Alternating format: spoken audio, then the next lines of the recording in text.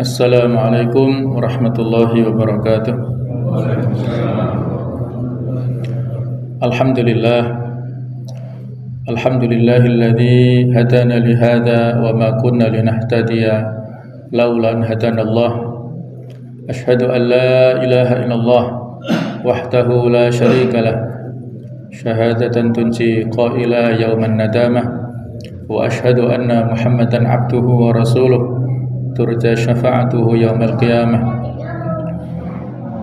Allahumma salli wa sallim ala sayyidina wa habibina wa maulana Muhammad wa ala alihi wa ashabihi wa man sara ala nahjihi wa da'a bi da'watihi ila yaumil qiyamah. Allahumma inna nas'aluka ilman nafi'a wa na'udzu bika min ilmin la yanfa'. Allahumma la sahla illa ma ja'altahu sahla wa anta tazul hasna idza syi'ta sahla. Rabbi shrah li sadri wa yassir li amri wahlul 'uqdatam min lisani yafqahu qawli, amma ba'd. Ma'asyiral muslimin wal muslimat rahimakumullah, mari kita lanjutkan tafsir dari surah As-Saff yang pada pekan atau pertemuan sebelumnya sampai pada ayat yang keempat, yaitu bercerita tentang kejahatan-kejahatan atau penyimpangan-penyimpangan. Mohon maaf ya, ayat kelima. Jadi bercerita tentang berbagai macam bentuk kejahatan yang dilakukan oleh Bani Israel kepada Nabi Musa. Wa idh qala Musa liqaumihi ya qaumi lima tu'dhunani. Dan ingatlah ketika Nabi Musa berkata kepada kaumnya, ya qaumi lima tu'dhunani, wahai kaumku, mengapa kalian menyakitiku? Wa qad ta'lamuna, sedangkan kalian mengetahui anni rasulullah ilaikum, bahwasanya aku adalah rasul yang diutus kepada kalian. Falamma zaghu azaghallahu qulubahum, maka tatkala mereka berpaling dari kebenaran, maka Allah memalingkan hati mereka. Wallahu la yahdil qaumal fasiqin, dan Allah tidak memberi petunjuk kepada kaum yang fasik. Ini sudah kita sampaikan tafsirnya sebagian, dan kalau kita lihat di dalam ayat-ayat Al-Quran, khususnya di surah Al-Baqarah ini, banyak sekali bercerita tentang sifat-sifat buruk bangsa Yahudi ataupun Bani Israel. Ada 6 paling tidak yang saya sebutkan di sini. Mereka memiliki karakter atau sifat-sifat yang buruk. Yang pertama adalah mendustakan nikmat Allah Subhanahu wa taala, yaitu di surat Al-Baqarah ayat ke-47. Wahai Bani Israel, ingatlah nikmatku yang telah aku anugerahkan kepadamu, dan ingatlah pula bahwasanya aku telah melebihkan kamu atas segala umat. Wa anni faddaltukum 'alal 'alamin.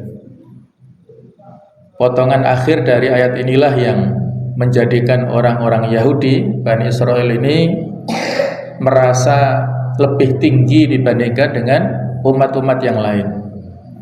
Merasa menjadi diistimewakan Allah Ta'ala, sehingga bebas melakukan segala hal, walaupun itu ada unsur kezaliman kepada orang lain. Yang kedua adalah suka menantang Tuhan atau Allah Ta'ala. Di surat Al-Baqarah ayat ke-55, yang artinya, dan ingatlah ketika kamu berkata, wahai Musa, kami tidak akan beriman kepadamu sebelum kami melihat Allah dengan terang. Karena itu kamu disambar halilintar sedang kamu menyaksikannya. Ini kejahatan juga yang adab mereka yang begitu tidak sopannya kepada Allah Ta'ala, ya. lan nu'mina laka hatta narallahu jahra, kami tidak mengimanimu sehingga kami melihat Allah Ta'ala secara langsung. Fa akhwatat alaihimus sa'iqah, mereka disambar halilintar. Thumma ba'atsnakum min ba'di mautikum la'alakum tashkurun, kemudian mereka dihidupkan kembali ya. Yang ketiga adalah suka melanggar larangan Allah dan Rasul di surat Al-Baqarah 83, yang artinya kemudian kamu tidak memenuhi janji itu kecuali sebagian kecil daripada kamu dan kamu selalu berpaling. Yang keempat adalah suka berkhianat di surat Al-Baqarah 84. Kemudian yang kelima adalah tamak terhadap dunia, Al-Baqarah 95, dan yang keenam adalah mengubah firman dan hukum Allah. Jadi sebenarnya perubahan kitab Taurat ini bukan hanya terjadi pada akhir-akhir ini saja, tapi sejak awal, sejak dahulu mereka sudah melakukan perubahan kepada firman-firman Allah yang ada di kitab Taurat ini. Toh itu pun juga Allah Ta'ala tetap memberikan sebutan kepada mereka dengan ahlul kitab ya, atau kaum yang menerima Alkitab, walaupun mereka sudah melakukan penyimpangan. Jadi inilah yang sampai sekarang masih berlaku, walaupun para ulama berbeda pendapat di sini. Yang pernah kita singgung dampaknya adalah tentang bagaimana menikahi ahlul kitab yang saat ini, apakah masih dikategorikan kalau kitab ataukah sudah menyimpang ataukah sudah keluar ya. Sebagian mengatakan masih termasuk dan sebagian mengatakan sudah keluar. Kemudian di ayat yang kelima tadi sudah kita bacakan, falamma zaghu azaghallahu qulubahum, maka tatkala mereka berpaling dari kebenaran, Allah memalingkan hati mereka. Allah tidak memberi petunjuk kepada kaum yang fasik. Jamaah sekalian, kalau kita lihat mereka ini mengetahui hal itu dengan keyakinan. Ungkapan itu merupakan gaya bahasa yang mengandung peringatan sekaligus hardikan. Namun sesungguhnya akhirnya mereka berpaling setelah Musa memberikan dan menunjukkan kepada mereka segala jalan istiqomah, sehingga Allah pun menambah kesesatan dan keberpalingan mereka. Allah menyesatkan hati mereka sehingga tidak lagi bisa menerima hidayah. Ayat ini penting untuk kita jadikan sebagai peringatan ya. Falamma zaghu azaghallahu qulubahum. Jadi pada saat manusia berpaling dari kebenaran, maka Allah memalingkan hati mereka. Jadi ada pilihan di sini. Kalau kita berusaha untuk meraih kebenaran atau bermujahadah, di akhir Al-Ankabut kita diingatkan walladzina jahadu fina lanahdiyannahum subulana. Ada proses sebab yaitu mujahadah dan ada akibatnya yaitu hidayah. Kalau kita melakukan mujahadah, kesungguhan, optimalisasi untuk meraih atau menempuh kebenaran, maka Allah Ta'ala akan memberikan hidayah kepada kita. Ada usaha manusia, ikhtiar insani, ada takdir Rabbani. Demikian pula sebaliknya, kalau kita memilih jalan keburukan, yaitu kita melakukan proses sebab-sebab kepada keburukan, maka dampaknya kita akan sampai kepada kesesatan. Dalilnya diantaranya ayat ini, di ayat surat 5, surat As-Saff ayat ke-5 ini, falamma zaghu azaghallahu qulubahum. Yang kalau kita bandingkan dengan ayat yang lainnya, misalnya Allah Ta'ala berkata di surat Asy-Syams, qad aflaha man zakkaha. Itu pilihan kita ya. Sungguh beruntung orang yang membersihkan jiwanya. Jadi ada Kalau di sini dibalik ya. Qad aflaha man zakkaha. Man zakkaha, orang yang membersihkan itu adalah sebabnya, dan aflaha itu adalah akibatnya. Wa qad khaba man dassaha, dan sungguh rugi orang yang mengotori jiwanya. Mengotori jiwanya ini sebagai sebabnya, dan kerugian itu adalah akibatnya. Membersihkan jiwa, mengotori jiwa itu adalah proses ikhtiar insani, sedangkan aflaha dan khaba itu adalah takdir Rabbani. Jadi kalau di surat As-Saff ini, sebagaimana di akhir Al-Ankabut tadi didahulukan sebabnya, akibatnya diakhirkan. Kalau di surat Asy-Syams, sebabnya diakhirkan, akibatnya didahulukan. Ini adalah akidah Ahlussunnah wal Jamaah, bahwasanya af'alul insan, perbuatan manusia, bahwasanya manusia itu baina makhluk mukhayyar wa makhluk mujbar. Manusia itu adalah makhluk antara yang punya pilihan dan makhluk yang terpaksa, yang tidak punya pilihan. Pada saat dalam kondisi yang normal, ketika dia tidak ada bentuk intimidasi ataupun halangan apapun, maka dia mukhayyar. Dia punya pilihan. Termasuk iman dan kufur ini awalnya itu adalah dia pilihan.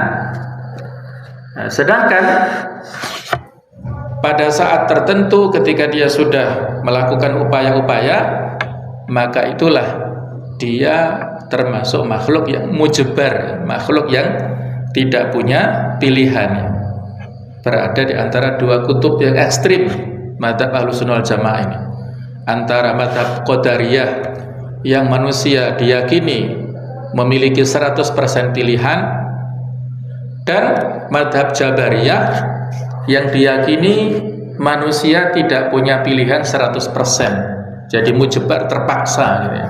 Nah, kita berada di pertengahan. Pada saat Nabi sallallahu alaihi wasallam berada di kuburan Al-Baqi', Baqi' Al-Gharqad di Madinah, beliau bersama dengan Ali dan para sahabat yang lain, beliau menyampaikan sebuah hadis yang penting ya, untuk kita selalu jadikan peringatan dalam hidup kita. Ma minkum min ahadin illa waqad kutiba maq'atuhu minal jannati aw minan nar. Tidak ada seorang pun di antara kalian kecuali sudah ditetapkan tempat kembalinya, apakah di surga ataukah di neraka. Jadi masing-masing kita sudah ada stempelnya ini. Apakah kita termasuk ahlul jannah ataukah ahlun nar, masing-masing sudah ada ketentuannya sejak di alam ruh dulu. Kemudian ada seorang sahabat yang bertanya, afala nattaqilu ya Rasulullah, kalau seperti itu tidakkah sebaiknya kita berpangku tangan saja? Nattaqilu itu lawan daripada natawakkal. Kalau natawakkal berusaha, kalau nattaqilu berpangku tangan. Toh pada akhirnya Allah yang menentukan. Buat apa kita capek-capek berangkat ke masjid beribadah, toh nantinya Allah mentakdirkan kita su'ul khotimah. Atau kebalikannya, kita santai-santai saja, nggak usah beribadah, kita bersenang-senang dalam maksiat, toh nanti akhirnya Allah nantinya mentakdirkan husnul khotimah. Buat apa usaha kita? Nah, itulah protes dari seorang sahabat ini yang mungkin mewakili perasaan kita ya. Maka Nabi mengatakan, la kullun muyassarun lima khuliqalahu. Jangan begitu. Setiap orang itu dimudahkan untuk menempuh takdirnya. Kemudian beliau membacakan surat Al-Lail, fa amma man a'ta wattaqa wa saddaqa bil husna fasanuyassiruhu lil yusra. Maka siapa yang suka memberi dan dia bertakwa serta membenarkan adanya pahala yang terbaik di akhirat, yaitu surga, ini adalah proses tadi ya, ikhtiar insani. Fasanuyassiruhu lil yusra, maka akan memudahkan dia untuk menempuh kemudahan, kebahagiaan ini adalah akibatnya. Takdir robaninya di sini.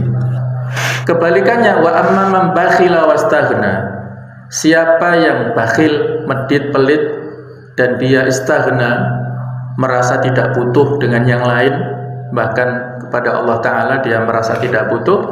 Wa kadzdzaba bil husna, dan dia mendustakan adanya akhirat, adanya surga, pahala yang terbaik. Ini adalah proses sebabnya, ikhtiar insaninya. Fasanuyassiruhu lil usra, kami mudahkan dia untuk menempuh kesulitan. Ini adalah takdir robbaninya, akibatnya. Jadi kalau dia memilih jalan yang mengantarkan kepada kebaikan, kalau dia selama ini dimudahkan untuk melakukan segala macam kebaikan, insya Allah hasil akhirnya itu fasanuyassiruhu lil yusra tadi, dimudahkan untuk menempuh as-sa'adah, kebahagiaan. Tapi kebalikannya, kalau selama ini dia dimudahkan untuk menempuh keburukan, berat untuk melakukan kebaikan, ya, dia suka dengan kemaksiatan, mencari-cari peluang kemaksiatan walaupun lingkungannya itu baik, dan susah untuk diajak kepada kebaikan, gampang sekali terkotori hatinya oleh berbagai macam situasi dan kondisi, dan dia mudah untuk menghalang-halangi kepada jalan kebaikan, tidak suka dengan syiar-syiar kebaikan, ya. Hati-hati, ini bisa jadi adalah fasanuyassiruhu lil usra tadi. Dia dimudahkan untuk menempuh kesulitan. Jadi itulah, ya, masing-masing kita perlu untuk melakukan penghayatan dalam hidup kita masing-masing ini. Yang ini adalah relevansi dari surat As-Saff ayat 5 ini, ya. Falamma zaghu azaghallahu qulubahum. Ketika Bani Israil, orang-orang Yahudi ini berpaling, tadi sama dengan waqad khaba man dasaha, sama juga dengan wa amman bakhila wastaghna, dia punya pilihan, maka dampaknya azaghallahu qulubahum, Allah memalingkan mereka, memalingkan hati-hati mereka ini. Nah, dengan penyimpangan dan kesesatan itu, jamaah sekalian, maka berakhirlah kepemimpinan mereka, kepemimpinan Bani Israil dalam mengemban agama Allah. Jadi yang sudah kita sebutkan tadi, wa anni faddaltukum 'alal alamin, itu dicabut oleh Allah Ta'ala. Keutamaan mereka di atas seluruh alam saat itu hanya berlaku saat masanya itu. Karena mereka tidak bisa amanah dalam memimpin, maka Allah Ta'ala mencabut kepemimpinan itu. Karena mereka tidak pantas lagi mengemban amanah itu. Pasalnya mereka telah berpaling dan sesat. Jadi kepemimpinan sudah lewat, ya. Ketika sifat-sifat keburukan itu mereka miliki, tidak amanah, tidak bisa mengemban kepemimpinan dengan baik, maka dicabut saatnya dan diganti. Kemudian datanglah Nabi Isa bin Maryam untuk mengatakan kepada Bani Israil. Ini proses pada ayat yang sesudahnya, ayat 6 di surat As-Saff ini.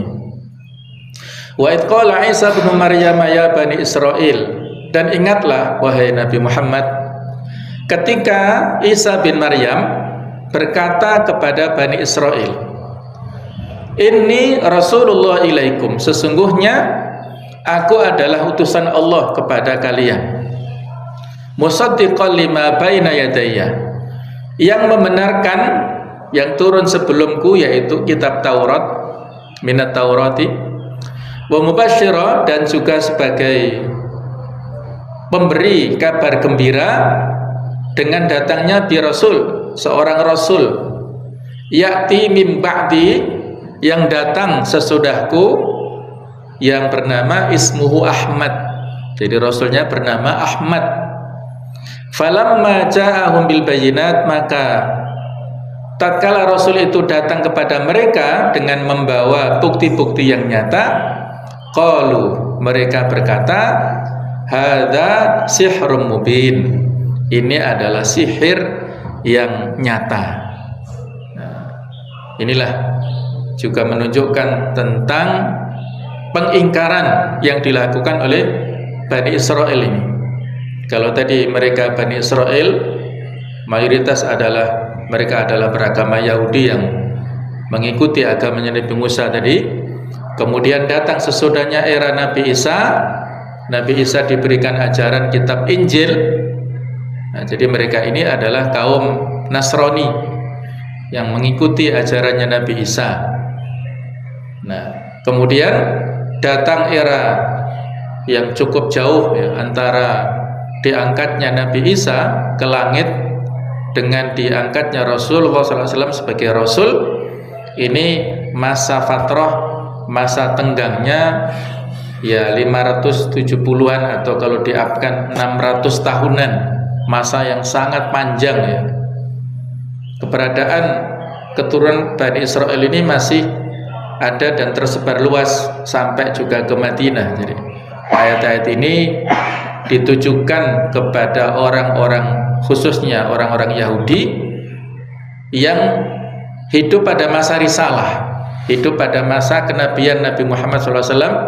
Mereka diingatkan, ini loh kakek moyang kalian dulu pada saat ceritanya Nabi Musa seperti ini, kemudian pada saat Nabi Isa diutus seperti ini.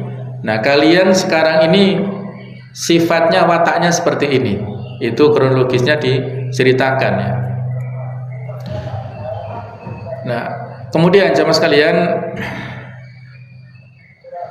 jadi Nabi Isa ini sama sekali kalau dilihat dari ayat-ayat yang lain tidak pernah mengatakan bahwa dia adalah Allah, dan tidak pula mengatakan bahwa dia adalah anak Allah.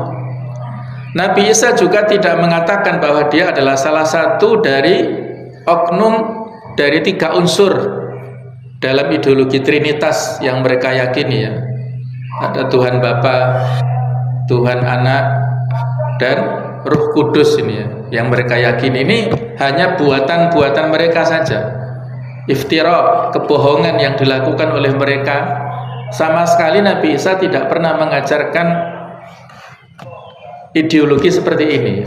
Di antaranya di surat Al-Maidah 116, wa idh qala Allahu ya Isa bin Maryam. Ingatlah ketika Allah Ta'ala berfirman, wahai Isa ibn Maryam, a anta qulta linnas ittakhiduni wa ummi ilahaini min dunillah.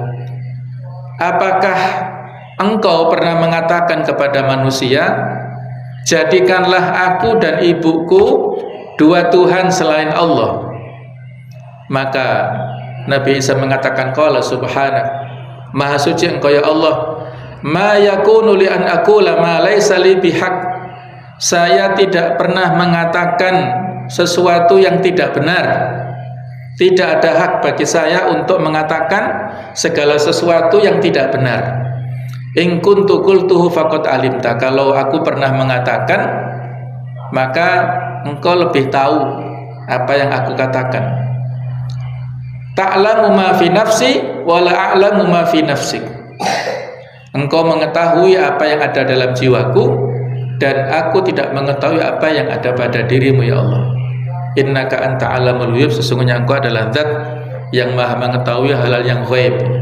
Itulah pembebasan diri Nabi Isa atas kebohongan yang disampaikan oleh para pengikutnya dengan ideologi Trinitas tadi.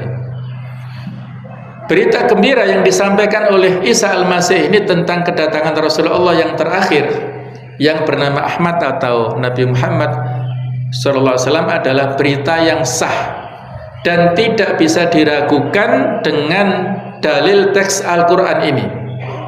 Baik berita ini tercantum dalam kitab-kitab Injil yang tersebar luas saat ini, maupun ia tidak tercantum di dalamnya, karena Injil tersebar luas dan tidak bisa kita bedakan mana yang asli, mana yang palsu, mana yang asli, mana yang duplikat, mana yang betul-betul ajarannya lurus, mana yang tersesat.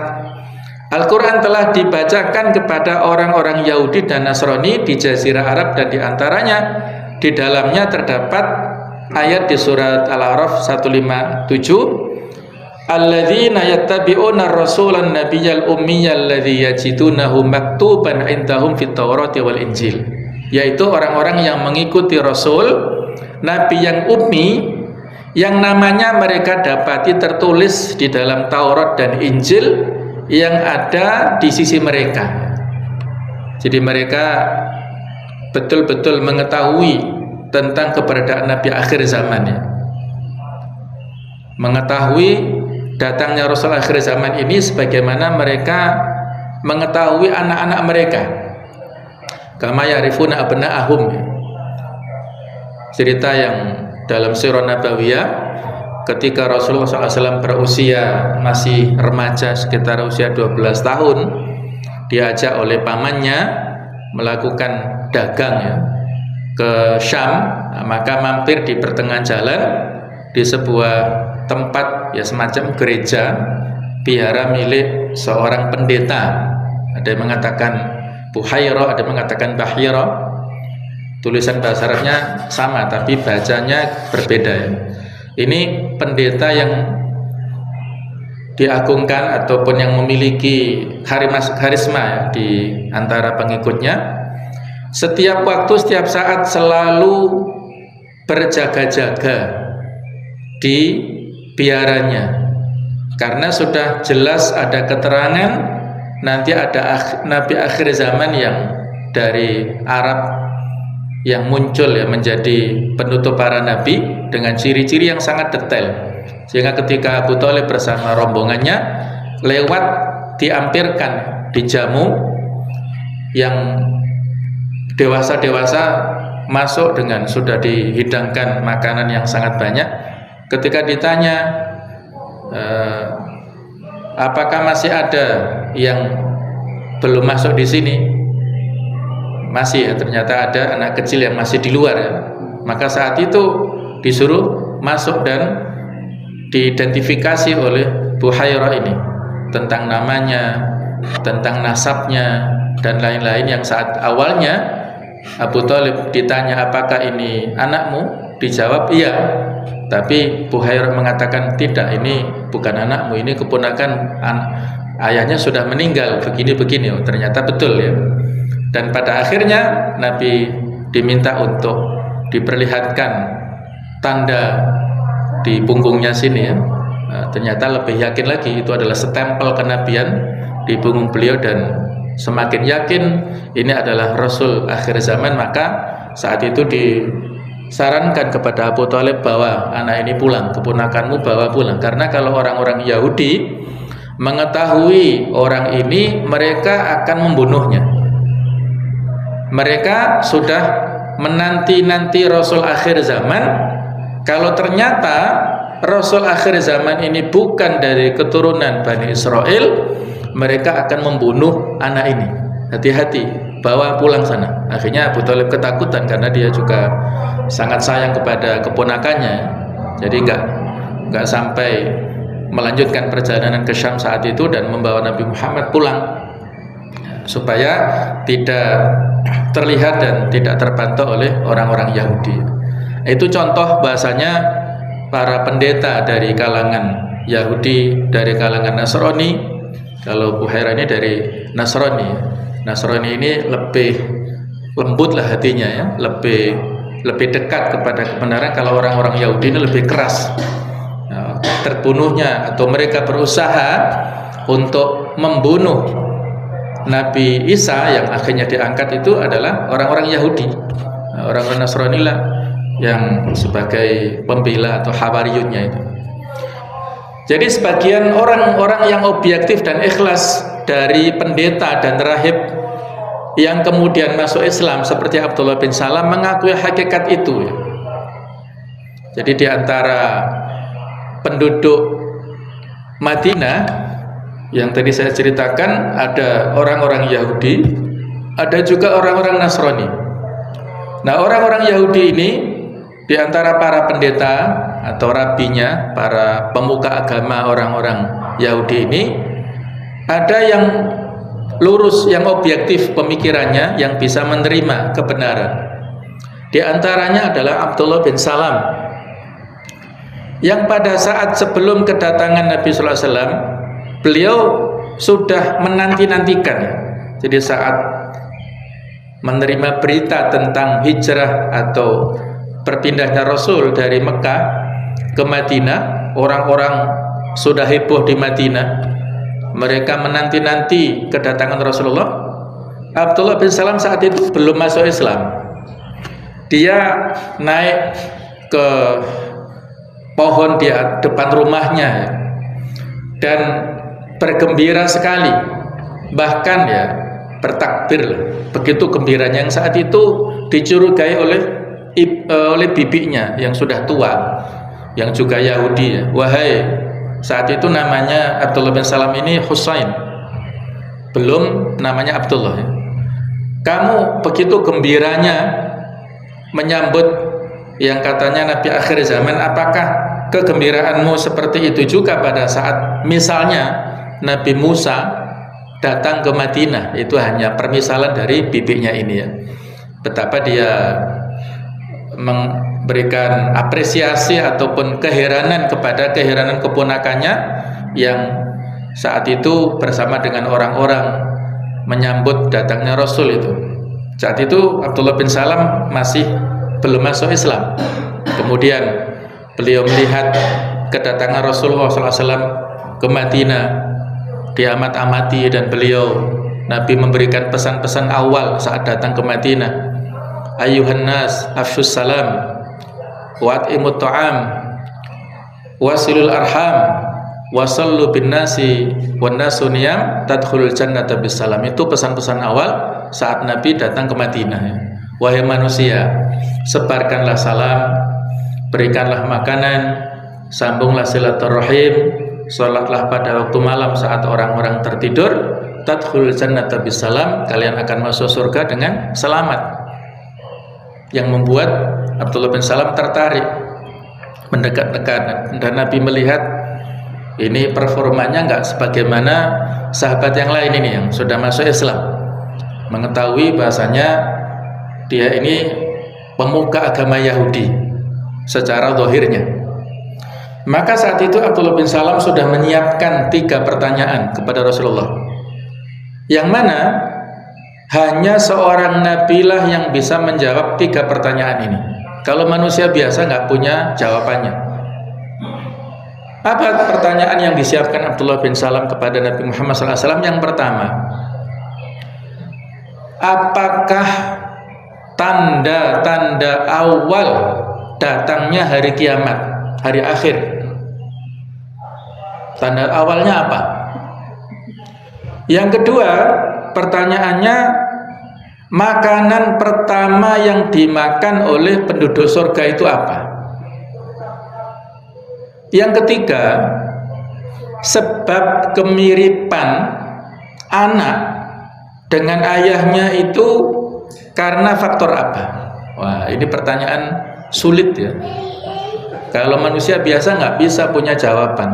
Nah, maka disampaikanlah pertanyaan ini kepada Nabi SAW, dan beliau mengatakan bahwasanya Jibril telah memberikan wahyu kepadaku. Maka Abdullah bin Salam mengatakan, Jibril, ya, Jibril ini dimusuhi oleh orang-orang Yahudi.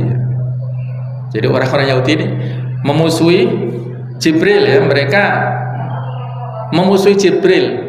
Jibril ini ya karena itu tadi mereka menganggap Jibril ini salah alamat dalam memberikan wahyu terakhir ini, yang seharusnya kepada Bani Israil ini diturunkan kepada orang Arab, keturunan Ismail.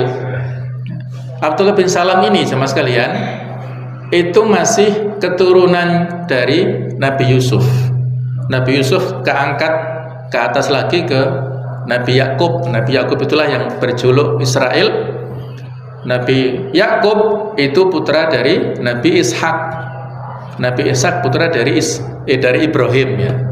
Jadi sebenarnya kakeknya sama ya, ujung-ujungnya kepada Nabi Ibrahim kan. Nabi Ibrahim punya anak Nabi Ishak dan Nabi Ismail itu.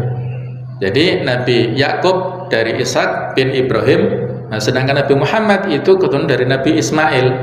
Kan ujungnya sama sebenarnya ya, dari Nabi Ibrahim.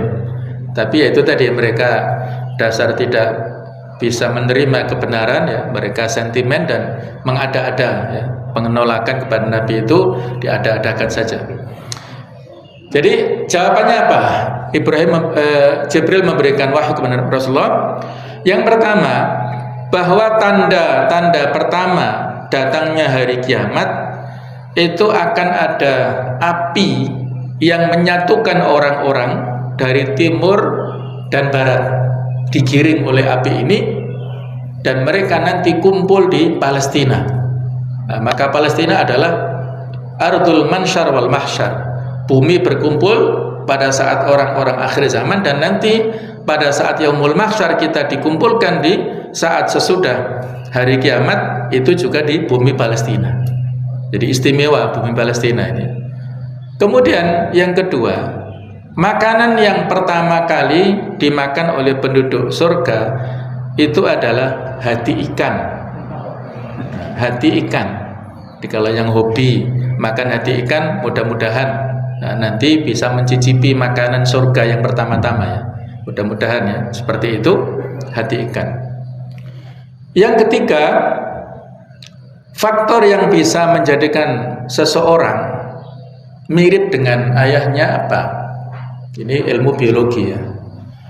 Jadi apabila seorang suami jima dengan istrinya, terus suaminya mengalami orgas terlebih dahulu, maka anaknya mirip dengan si suaminya ini.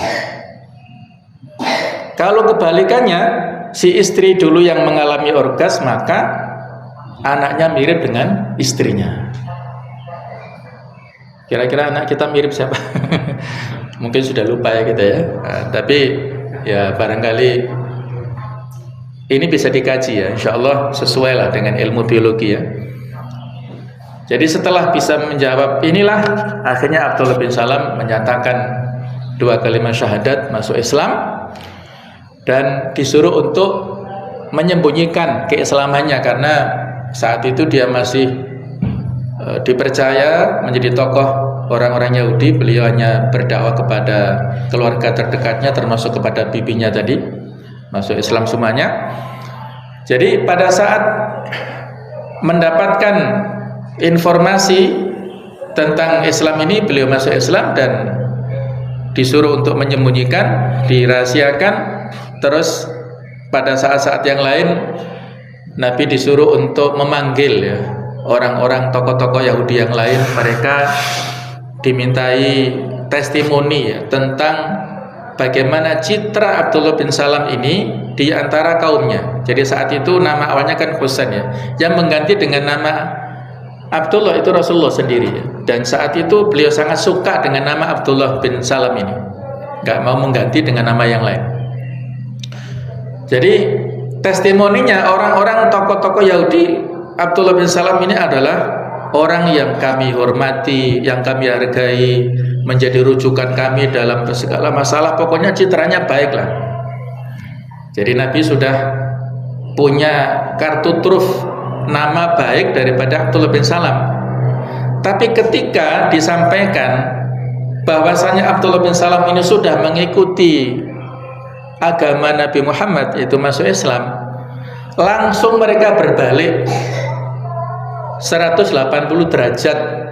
Dari sebelumnya memuji-muji, sekarang memaki-maki. Nah itulah tidak objektifnya orang-orang Yahudi seperti itu ya.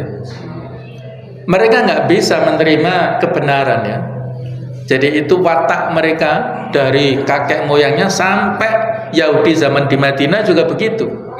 Maka Allah menurunkan terkait dengan penolakan orang-orang Yahudi di Madinah, dan juga tentang bagaimana kelurusan kehanifan dari Abdullah bin Salam di surat Al-Ahqaf ayat 10. Nanti bisa ditadaburi bersama. Al-Ahqaf ayat 10, Allah berfirman, "Qul ara'aitum in kana min indillahi."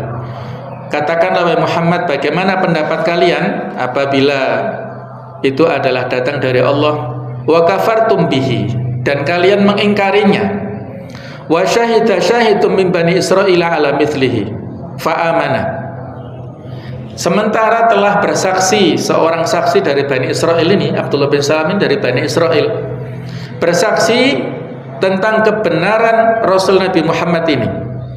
Wastakbartum, nah, sementara kalian takabur, tidak mau menerima kebenaran. Innallaha la yahdil qaumaz zalimin, sesungguhnya Allah tidak memberikan petunjuk kepada orang-orang yang zalim. Ini kisah Abdullah bin Salam yang sampai diabadikan di dalam Al-Quran surat Al-Ahqaf ayat ke-10. Nah, jemaah sekalian, mereka yang tidak objektif saling berwasiat di antara mereka agar menyembunyikan berita itu dan merahasiakannya, sebagaimana juga telah ditetapkan kebenarannya dalam rekaman sejarah bahwa bangsa Yahudi menanti tibanya saat pengutusan Nabi terakhir yang dekat zamannya. Demikian pula kita dapat menemukan sikap objektif dari sebagian orang-orang yang beragama tauhid di Jazirah Arab yang mengucilkan diri dan mengasingkan diri dari beberapa pendeta Nasrani. Namun orang-orang Yahudi menginginkan Nabi dan Rasul terakhir itu berasal dari bangsa mereka. Maka ketika Allah berkehendak lain dan mengutusnya dari garis keturunan lain, dari nasab Nabi Ibrahim, yaitu dari klan Ismail, mereka pun membenci dan memeranginya. Yang tadi sudah kita singgung ya. Kemudian jemaah sekalian, ayat ke-7 dan 8, wa man adlamu mimman iftara 'ala Allahil kadhiba wa huwa yad'u ila al-islam wallahu la yahdil qaumadz zalimin, dan siapakah yang lebih zalim daripada orang yang mengada-adakan dusta terhadap Allah sedang dia diajak kepada Islam, dan Allah tidak memberi petunjuk kepada orang-orang yang zalim. Yuriduna liyutfi'u nurallahi bi afwahihim, mereka menginginkan memadamkan cahaya Allah dengan mulut atau tipu daya mereka. Wallahu mutimmu nurihi, tetapi Allah justru menyempurnakan cahayanya walau karihal kafirun, walaupun orang-orang kafir itu membencinya. Jemaah sekalian, pernyataan mereka ini persis seperti tuduhan orang-orang yang tidak mengetahui kitab-kitab dan tidak pernah mendengar adanya berita gembira tentang kedatangan Rasul dan Nabi terakhir itu. Mereka memeranginya dengan menyebarkan desas-desus dan permusuhan dalam tubuh pasukan Islam untuk membenturkan antara orang-orang Muhajirin dan Ansor di Madinah, serta antara kaum Aus dan Khosraj dari kaum Ansor. Jadi itulah, mereka juga memeranginya dengan berkonspirasi bersama orang-orang munafik pada suatu kesempatan atau bersama orang-orang musyrik pada kesempatan lain. Mereka juga memeranginya dengan bersekutu ke dalam tentara-tentara yang memusuhi Islam dan menyerang Islam, sebagaimana terjadi dalam perang Ahzab. Jadi itu sebagian di antara kejahatan orang Yahudi yang ada di Madinah. Ada tokoh mereka, orang Yahudi ini yang awalnya dia dari suku Khosraj. Sebelum datangnya Rasul, tokoh ini menjadi kepala, ya semacam kepala daerah lah di Madinah ya. Sudah mau diangkat menjadi kepala daerah di Madinah, kekuasaan di Madinah, tapi ketika Rasul datang, akhirnya tergeser posisinya. Gagal ya, kalau kita sekarang mungkin gagal diangkat jadi kepala daerah gara-gara kedatangan Rasul dan kaum muslimin hijrah ke Madinah, ke Yathrib ini. Sejak saat itu hatinya merasa jengkel, hasad, dengki. Dia sudah mau jadi kepala daerah tapi tergeser. Namun karena kaum muslimin di Madinah saat itu mayoritas dan orang Yahudi minoritas, akhirnya dia tidak bisa berkutik. Kalau dia tetap beragama Yahudi, nanti tidak punya pengaruh kepada kaum muslimin yang mayoritas. Orang-orang Ansor juga banyak yang masuk Islam. Akhirnya tidak ada pilihan lain kecuali tokoh ini masuk, pura-pura masuk Islam. Dia bernama Abdullah bin Ubay bin Salul. Nah, ini adalah gembong munafikin. Jadi dia awalnya agamanya Yahudi, terus pura-pura masuk Islam. Ini era-era pada saat Nabi hijrah ke Madinah ini ya. Dia melakukan provokasi terus-menerus di barisan kaum muslimin. Ada suku Aus, suku Khazraj yang sebelumnya pada saat Nabi belum hijrah itu terus ya, mereka berperang yang disebut perang Bu'ats bertahun-tahun ya, tidak bisa didamaikan. Ketika Nabi hijrah ke Madinah, mereka masuk Islam, mereka bersaudara. Diprovokasi oleh Abdullah bin Ubay ini supaya saling bermusuhan terus, dan setiap ada persoalan terus menjadi provokatornya Abdullah bin Ubay ini. Saat perang Uhud, saat perang Khandaq, saat perang Ahzab tadi, kemudian yang selanjutnya pada peristiwa perang Bani Mustalik, kemudian ada sesudahnya adalah peristiwa Hadithul Ifki, yaitu berita bohong. Itu yang menyebar luaskan adalah Abdullah bin Ubay ini.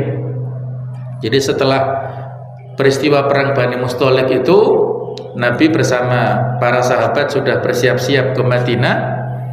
Nah, ternyata Aisyah ketinggalan karena cari-cari kalungnya lah, yang itu dipinjam dari saudarinya itu Asma binti Abi Bakar, sehingga ketinggalan sendirian di antara rombongan, duduk termenung di pinggir jalan sampai ketiduran. Ketika itu ada sahabat yang ketinggalan juga, namanya Sofwan bin Mu'attal. Menurut ahli sejarah, ini sahabat yang ngantuan, suka tidur sehingga ketinggalan juga akhirnya ya dari rombongan. Tapi ada hikmahnya ternyata ya. Jadi saat itu mengetahui ada Ummul Mukminin, dia mengatakan kalimat istirja, innalillahi wa inna ilaihi raji'un. Ada Bunda Aisyah yang ketinggalan, maka tanpa bicara satu kata pun dia mempersiapkan untanya, menundukkan dan mempersilahkan Aisyah untuk naik ke atas unta, dan beliau menuntunnya. Itu malam-malam kejadiannya. Orang-orang pasukan kaum muslimin dan Rasulullah sudah sampai ke Madinah siang harinya. Nah, saat di ujung masuk kota Madinah itulah pada pagi atau siang harinya digoreng berita itu oleh orang munafikin.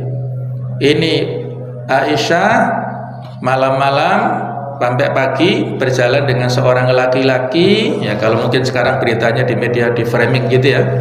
Kira-kira apa yang mereka lakukan ya semalaman ya, berduaan begitu ya. Itu framingnya yang disampaikan, sehingga kasak kusuk di Madinah.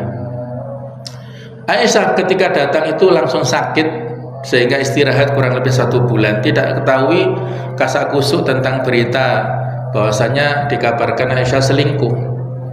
Nah, jadi pada saatnya akhirnya beliau ketika sudah baikan datang ke rumah ayahnya Abu Bakar, bersama dengan datang juga maksudnya tanya juga kepada ibunya tentang dinamika apa sih beritanya. Aisyah belum tahu, ingin klarifikasi saja. Nah, akhirnya tahu, ya bertambah sedihnya Aisyah, menangis. Dan Nabi pun juga tidak punya sikap ya. Beliau di sini menunjukkan sisi kemanusiaannya. Ketika belum turun wahyu, beliau tidak bisa bersikap. Bahkan Nabi saat itu ya semacam sharing ya dengan sahabat. Seharusnya bagaimana mensikapi Aisyah ini. Dipanggillah di antaranya 2 sahabat, yaitu Usama bin Zaid dan Ali bin Abi Thalib. Usama bin Zaid mengatakan Aisyah wanita baik-baik. Rasulullah harus ya semacam memberi saran supaya dipertahankan pernikahan. Tapi Ali bin Abi Thalib mengatakan begini, wahai Rasulullah, wanita selain Aisyah masih banyak. Jadi ada isyarat ya cari yang lain lah gitu ya. Ada isyarat supaya Nabi menceraikan Aisyah. Nabi nggak bersikap di sini ya, beliau abstain, tidak punya sikap. Maka saat itu mendekat kepada Aisyah yang sebelumnya tidak pernah, yang sering membanjakan Aisyah, tapi akhir-akhir ini nggak pernah Aisyah juga curiga. Maka Nabi mengatakan, wahai Aisyah, apa sebenarnya yang kamu lakukan? Katakan yang kebenaran. Kalau kamu memang tidak melakukan perselingkuhan, katakan. Tapi kalau kamu bersalah, bertaubatlah. Itu sudah benar nasihat Rasulullah. Tapi Aisyah mengatakan begini kepada Rasulullah, kalau seandainya saya mengatakan yang sebenarnya, maka pasti kalian tidak akan mempercayaiku karena sudah di framing beritanya negatif oleh orang-orang itu. Tapi kalau saya mengatakan yang tidak pada faktanya, nah ini kalian pasti akan mempercayaiku, dan berarti saya mengarang-arang cerita juga. Jadi serba salah, saya diam, tidak punya sikap ketika itu. Abu Bakar, kemudian istrinya juga dimintai pendapat, nggak bisa berpendapat. Akhirnya tidak beberapa lama Nabi masuk ke rumah, dan akhirnya malaikat Jibril menurunkan wahyu di surat An-Nur ayat yang ke-11. Itu adalah pembersihan nama baik Aisyah. Jadi Allah Ta'ala yang memberikan rekomendasi pembersihan nama baiknya Aisyah. Walladzina ja'u bil ifki usbatum minkum. Orang-orang yang membawa berita bohong itu masih golongan kalian. La tahsabuhu syarrul lakum. Janganlah kalian mengira itu buruk bagi kalian. Bal huwa khairul lakum. Tetapi itu adalah baik bagi kalian. Ini Masya Allah ya. Nanti bisa kita tadaburilah tafsir daripada ayat ini ya. Cerita yang sudah menggemparkan Madinah sampai 1 bulan lamanya itu, Allah katakan la tahsabuhu syarrul lakum. Jangan mengira itu adalah buruk bagi kalian. Justru itu adalah baik bagi kalian. Nah, jadi fitnah, cobaan yang berat seperti itu Allah Ta'ala mengatakan baik bagi kalian, karena dampaknya memang berikutnya Madinah lebih kondusif lagi ya. Jadi akhirnya Aisyah bergembira dengan datangnya wahyu ini, ayat 11 sampai seterusnya. Nah, di antara pernak-perniknya adalah yang menyebarkan berita bohong ini, di samping yang pemicunya, penyebar utamanya adalah Abdullah bin Ubay, ironisnya ada di kalangan sahabat yang ikut menyebarkan. Sehingga ketika diadili dan terbukti mereka ini menyebarkan berita bohong, maka dihukumlah cambukan 80 kali kepada 3 sahabat saat itu, karena telah melakukan qadzaf. Qadzaf itu tuduhan kepada seseorang yang tidak punya dasar, tuduhan zina yang tidak punya dalilnya. Walladzina yarmunal muhsanat tsumma lam ya'tu bi arba'ati syuhada fajliduhum thamanina jaldah. Orang-orang yang menuduh wanita baik-baik berzina, mereka tidak bisa mendatangkan 4 orang saksi hidup, maka pukullah, deralah mereka dengan 80 kali cambukan. Diadili dan sudah terbukti ada 3 sahabat. Yang pertama Mistah bin Utsatsa. Ini ironisnya masih keponakannya Abu Bakar, yang kehidupannya disuplai oleh Abu Bakar. Bulanannya itu loh, dikasih makan bulanan oleh Abu Bakar. Tapi ketika fitnah mendera kepada sepupunya, dia tidak membela sepupunya, tapi malah membela orang-orang munafik, menyebarkan berita bohong. Akhirnya Abu Bakar marah, mau memotong, mau memutus suplai bulanannya itu ya. Tapi Allah menegur di surat An-Nur ayat 22 yang potongannya, fa'fu wasfahu ala tuhibbuna ayaghfirullahu lakum. Berilah lapang dada, maafkanlah.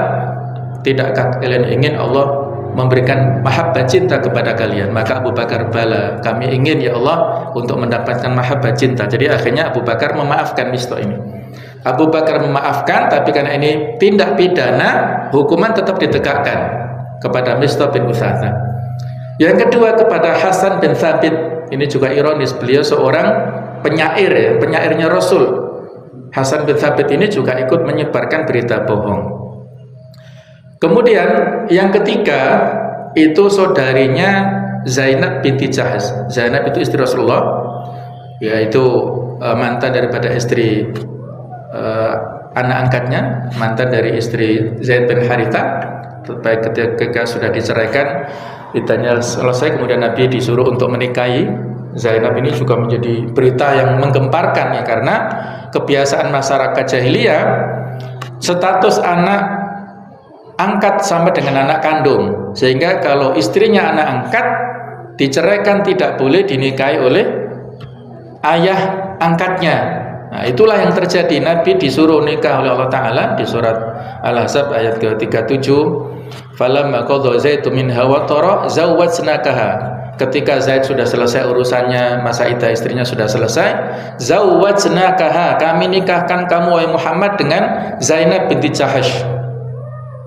Zainab binti Jahash ini dari kalangan terhormat, sehingga ketika disuruh untuk menikah dengan Zaid bin Harithah, awalnya dia tidak bisa adaptasi ya, dan Zaid saat itu dari kalangan budak menjadi suami daripada Zainab yang kalangan atas. Ini juga pelajaran bagi kita ya, saat menikahkan itu harus ada sekufu, harus ada keseimbangan status sosial supaya nggak jeglek ya. Jadi Zainab itu stratanya tinggi, Zaid bin Harithah dari kalangan budak.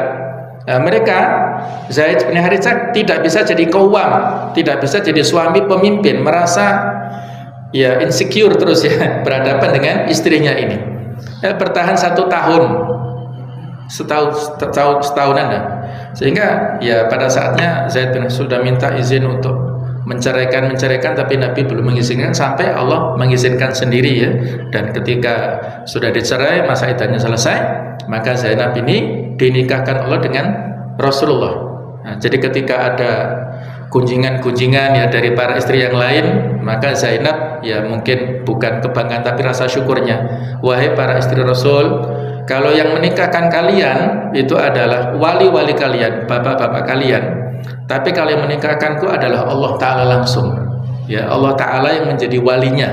Di surat Al-Ahzab ayat ke-37 tadi ya, zawwajnaka. Itu Zainab binti Jahash yang kata Aisyah, yang bisa menyaingi kecantikanku adalah Zainab binti Jahash ini. Jadi wanita cantik yang luar biasa. Aisyah juga demikian. Nah, tapi saudarinya Zainab itu yang hatinya kurang baik tadi, yang menyebarkan berita bohong juga. Namanya adalah siapa tadi ya? Jadi Hamnah binti Jahash.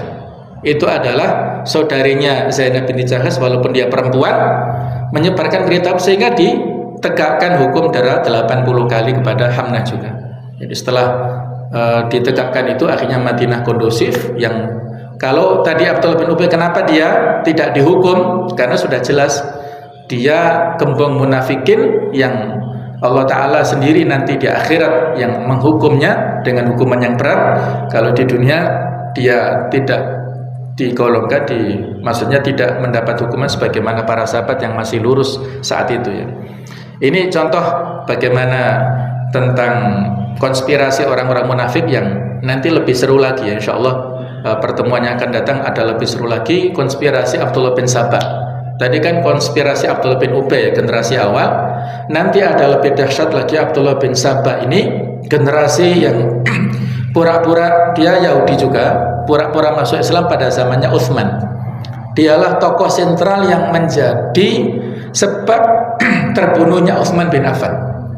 Yang luar biasa. Fitnah kubra ini adalah terbunuhnya Utsman bin Affan, dan kaum muslimin ya terkena fitnah yang luar biasa dan berturut-turut.